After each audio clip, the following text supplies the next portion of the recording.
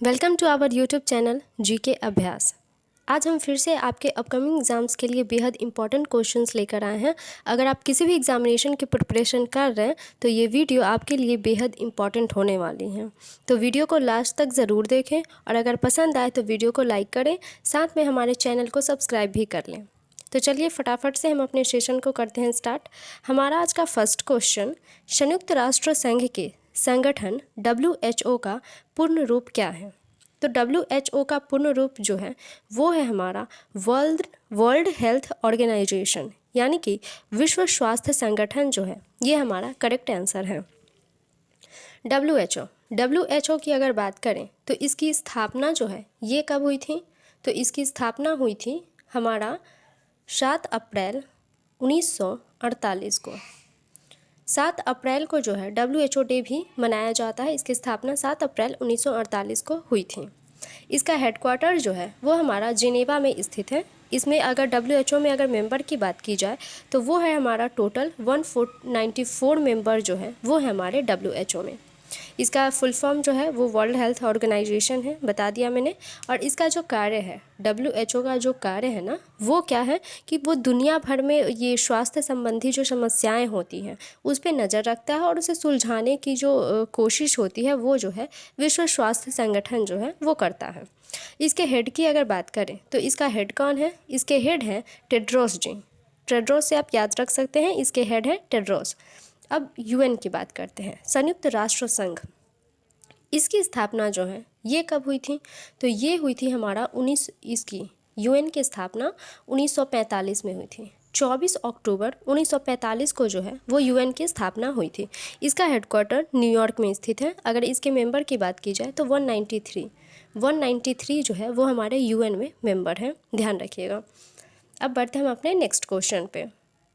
हमारा second question, Narmada नदी का उद्गम स्थल निम्न में से कौन सा है? यानी कि नर्मदा नदी जो है वो कहाँ से निकलती है? तो हमारा इसका करेक्ट आंसर होगा अमरकंटक, ऑप्शन ए बिल्कुल करेक्ट है।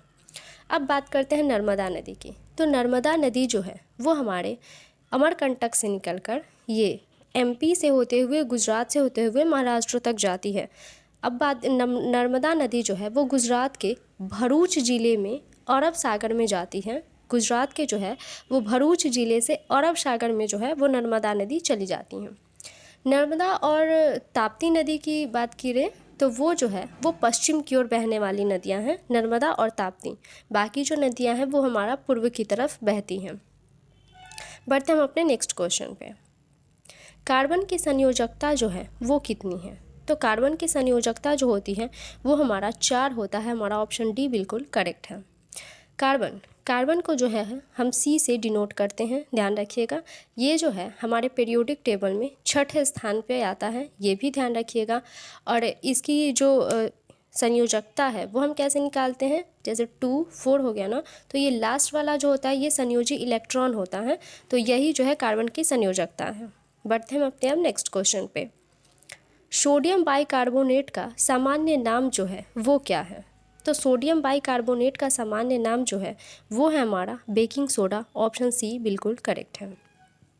अगर इसका रासायनिक सूत्र की बात करें तो अगर क्वेश्चन एग्जामिनेशन में अगर क्वेश्चन बने कि सोडियम बाइकार्बोनेट का रासायनिक सूत्र क्या है तो वो हमारा क्या होता है? NaHCO3। ध्यान रखिएगा, NaHCO3 जो है वो हमारा सोडियम बाइकार्बोनेट का रासायनिक सूत्र है। अब आते हैं ऑप्शंस पे। क्विक लाइम जो है इसे हम कैल्शियम ऑक्साइड भी कहते हैं और इसका सूत्र जो होता है वो होता है CaO।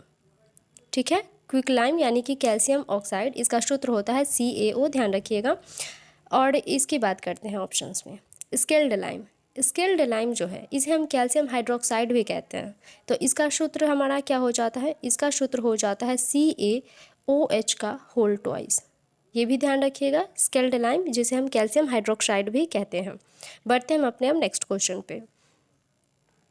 विटामिन शब्द किसके द्वारा दिया गया था? यानी कि विटामिन शब्द की जो खोज है वो किसने की थी? तो वो हमारा हो जाएगा C. फंक। हमारा ऑप्शन C जो है वो बिल्कुल करेक्ट है। इन्होंने 1912 ईस्वी में, C. फंक ने 1912 ईस्वी में जो है ये विटामिन शब्द की खोज की थी। अब आते हैं ऑप्शंस पे। एडवर्ड जेनर, एडवर्ड जेनर जो है ये हमारे चेचक के टीके के लिए जाने जाते हैं, यानी कि चेचक का जो टीका होता है ना वो एडवर्ड जेनर द्वारा जो है वो खोजा गया था। राजेंद्र मिश्रा, अगर आर मिश्रा की बात करें तो ये जो है 1951 ईस्वी में, आर मिश्रा जो है वो 1951 ईस्वी में जो है आईआईटी खड़गपुर में भारतीय प्रौद्योगिकी संस्थान की जो संस्थापना हुई थी उसमें से इनका बहुत बड़ा योगदान था, जो कि आर मिश्रा जी हैं। और नेक्स्ट क्वेश्चन है हमारा लुनीन। लुनीन जो है ये लकड़ी से प्राप्त होने वाला जो है एक रासायनिक यौगिक होता है, तो ये हमारा लुलीन हो जाता है। बढ़ते हम अपने नेक्स्ट क्वेश्चन पे। सुनहरा रेशा, सुनहरा रेशा जो है वो किससे संबंधित है? तो हमारा इसका करेक्ट आंसर हो जाएगा जूट। जूट से संबंधित है हमारा सुनहरा रेशा। सुनहरा रेशा जब ये इसका जनक जो है वो किसने किया था? वो हमारा किया था निरपख तुतज जी ने। ध्यान रखिएगा, इनका नाम थोड़ा सा वो है, तो निरपख तुतज जी जो है उन्होंने इसके जनक को माना जाता है। और ये सुनहरा रेशा जो है ये पौधे के तने की छाल से प्राप्त की जाती है, जो कि जूट का होता है ना, वो तने की छाल से प्राप्त की जाती हैं। ऑप्शंस को देखते हैं। कपास, कपास जो है इसे चांदी रेशा क्रांति कहते हैं। कपास को जो है वो चांदी रेशा क्रांति भी कहते हैं, ध्यान रखिएगा। बढ़ते हम अपने नेक्स्ट क्वेश्चन पे। विश्व का सबसे बड़ा नदी द्वीप जो है वो कौन सा है? तो हमारा इसका करेक्ट आंसर हो जाएगा माजुली द्वीप। ऑप्शन बी बिल्कुल करेक्ट है। माजुली द्वीप जो है वो हमारे विश्व का सबसे बड़ा नदी द्वीप है, और इसे जो है गिनीज बुक वर्ल्ड रिकॉर्ड्स में भी दुनिया का सबसे बड़ा नदी द्वीप जो है वो माना गया है। ये हमारा असम राज्य में स्थित है, जो कि ब्रह्मपुत्रा नदी पर है। इसकी अगर क्षेत्रफल की बात करें तो 880 किलोमीटर स्क्वायर ये जो है वो भूमि को कवर करता है हमारा माजुली द्वीप, और ये बहुत बड़ा पर्यटन स्थल भी है, ये भी ध्यान रखिएगा। यूनेस्को ने इसे माजुली द्वीप को अपने अस्थायी सूची में जो है इसे शामिल किया हुआ है। असम की अगर बात कर लेते हैं तो असम के हमारे सीएम कौन हो जाते हैं? वो हमारे हो जाते हैं हेमंत बिश्व शर्मा जी। वहाँ के गवर्नर हमारे हो जाते हैं जगदीश मुखी जी, ये भी ध्यान रखिएगा। बढ़ते हैं हम अपने नेक्स्ट क्वेश्चन पे। भारत के किस राज्य में स्टैच्यू ऑफ यूनिटी जो है वो स्थित है? तो हमारा इसका करेक्ट आंसर हो जाएगा गुजरात। ऑप्शन बी बिल्कुल करेक्ट है। गुजरात में जो है वो हमारा स्टैच्यू ऑफ यूनिटी स्थित है। इसकी हाइट की अगर बात करें तो वो है हमारा 182 मीटर। इसकी हाइट ध्यान रखिएगा, 182 मीटर जो है वो हमारा इनका स्टैच्यू ऑफ यूनिटी की जो है वो हाइट है। स्टैच्यू ऑफ यूनिटी में जो है वो सरदार वल्लभ भाई पटेल की जो मूर्ति बनाई गई है, जो कि सबसे लंबी मानी जाती है। सरदार सरोवर बांध के पास जो है नर्मदा नदी के ऊपर ये स्टैच्यू ऑफ यूनिटी जो है वो स्थित है। सरदार वल्लभ भाई पटेल की अगर बात करें तो इन्हें दुनिया का लौह पुरुष भी कहा जाता है, सरदार वल्लभ भाई पटेल को। अब गुजरात पे आते हैं। गुजरात का अगर नेशनल पार्क की बात की जाए तो यहाँ पे हो जाते हैं जैसे कि हमारा गिर नेशनल पार्क हो गया, ब्लैक बुक नेशनल पार्क हो गया, वसंदा हो गया, मरीन हो गया। ये सारे नेशनल पार्क जो हैं ये हमारा राजस्थान से संबंधित है, ध्यान रखिएगा। अगर लोक नृत्य की बात करें गुजरात की तो वहाँ पे हो जाता है जैसे डांडिया हो गया, हमारा गरबा हो गया, पठार हो गया, हुडो हो गया। ये सारे लोक नृत्य जो है ये हमारे गुजरात में प्रदर्शित किए जाते हैं। बढ़ते हम अपने नेक्स्ट क्वेश्चन पे। हाल ही में समाचारों में देखा गया संगाई हिरन जो है वो किस राज्य का राजकीय पशु है? तो हमारा इसका करेक्ट आंसर हो जाएगा ऑप्शन ए मणिपुर। मणिपुर का राजकीय पशु जो है वो है हमारा शंघाई हिरन। कि ये शंघाई हिरन जो है ये हमारा कीबुल लामजाओ नेशनल पार्क में पाया जाता है। शंघाई हिरन का जो लोकप्रिय नाम है, जो कि बहुत सारे फेमस हैं, वो है हमारा डांसिंग डियर। डांसिंग डियर से के नाम से जो है वो हम शंघाई हिरन को जानते हैं। ये हमारा लोकटक लेक के पास जो है कीबुल लामजाओ नेशनल पार्क, उसमें ये पाए जाते हैं, जो कि हमारा मणिपुर में स्थित है। इसे रामसर साइट में भी जो है वो लोकटक लेक को रामसर साइट में भी ऐड किया गया है। अगर मणिपुर की बात करें वहाँ के डांस की, तो मणिपुर का जो लोक नृत्य है वो हमारा हो जाता है ढोल हो गया, चलोम हो गया, फंगू चलोम हो गया, थंगड़ा हो गया, नूपा पला हो गया। ये सारे लोक नृत्य जो है ये हमारे मणिपुर से संबंधित है, ध्यान रखिएगा। ऑप्शंस पे आते हैं। जम्मू कश्मीर जम्मू कश्मीर की अगर बात करें तो यहाँ पे जो नेशनल पार्क हो जाते हैं वो हमारे हो जाते हैं दचिग्रम नेशनल पार्क हो गया, किश्तवाड़ नेशनल पार्क हो गया। ये सारे नेशनल पार्क जो है वो हमारे जम्मू कश्मीर से संबंधित हैं। यहाँ जो है एक वुलर झील जो है वो रामसर साइट में है। होकेरा वेटलैंड जो है वो भी हमारे रामसर साइट में है। और एक सूरीशार मानसर लेक है जो कि जम्मू कश्मीर में ही स्थित है, वो भी हमारा रामसर साइट में ऐड किया गया है। गुजरात की अभी हमने जस्ट बात करा था तो इसे हम स्किप करेंगे।